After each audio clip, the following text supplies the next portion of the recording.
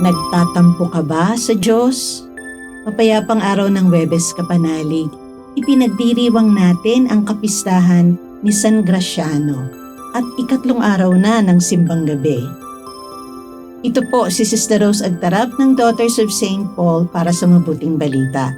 Tayo na pong magnilay sa Ebanghelyo ayon kay San Mateo.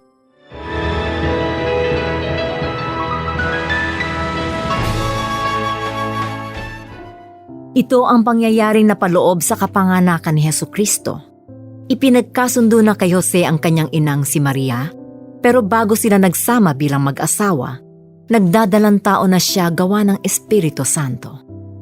Kaya binalak ni Jose na hiwalayan ng lihim ang kanyang asawa.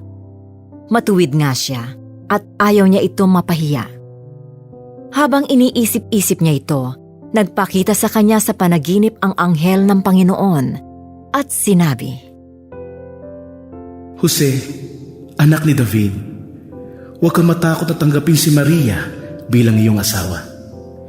Gawa ng Espiritu Santo kaya siya naglihi at manganganak siya ng isang sanggol na lalaki na pangangalanan mong Jesus, sapagkat siya ang magliligtas sa kanyang sambayanan mula sa kanilang mga kasalanan.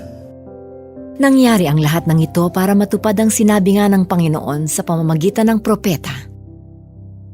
Maglilihi ang birhen at magsisilang ng isang sanggol na lalaki at tatawagin nila siyang Emmanuel, na ibig sabihin, nasa atin ang Diyos. Kaya pagkagising ni Jose, ginawa niya ang sinabi ng anghel ng Panginoon at tinanggap niya ang kanyang asawa.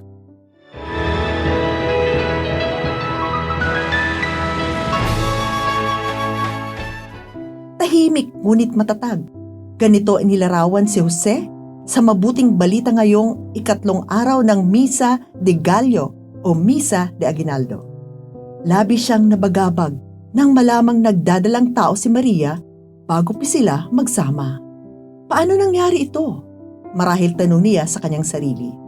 Bilang taong matuwid, nais ayusin ni Jose ang lahat ng walang iskandalo. Sa gitna ng kanyang pagkalito, pinili niyang manahimik. At sa kanyang katahimikan, nangusap ang Diyos sa kanya. Sa panaginip, sinabi ng anghel, huwag kang matakot tanggapin si Maria bilang iyong asawa. Ang dinadala niya ay mula sa Espiritu Santo. Sa isang iglap, nagbago ang lahat. Ang plano ni Jose, ang direksyon ng kanyang buhay, at ang kanyang pangunawa sa Diyos. Hindi siya tumutol. Nang magising siya, agad niyang ginawa ang inuutos ng Panginoon. Hindi maingay, hindi komplikado ang pananampalataya ni Jose.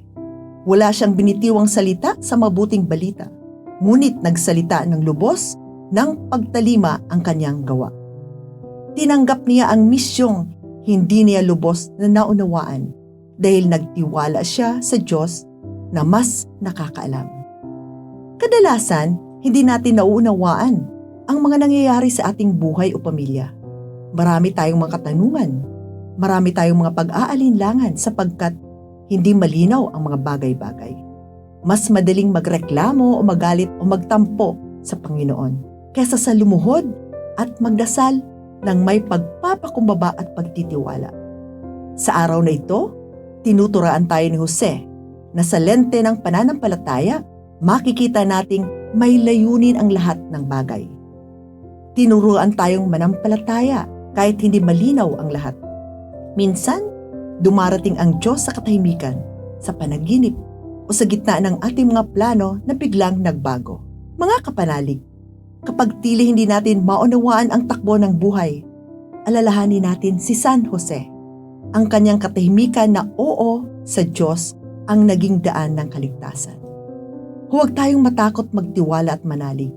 Sa bawat pagtalimang may pananampalataya, ipinapanganak si Jesus sa ating mga puso. Mapagpalang paghihintay sa kanyang pagdating. Mga kapanalig, maraming salamat po sa inyong suporta sa aming misyon, lalo na sa mga donors at sponsors ng Mabuting Balita.